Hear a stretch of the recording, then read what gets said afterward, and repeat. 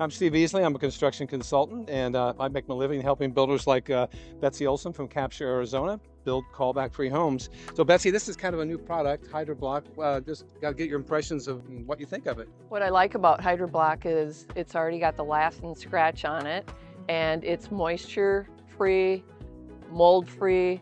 It's R5 value. I bought the 1-inch HydroBlock, and that gives an R5 value. So it saves about 3 steps in the normal stucco process. So normally it's a 7-step process, and this cuts it down to 4 steps.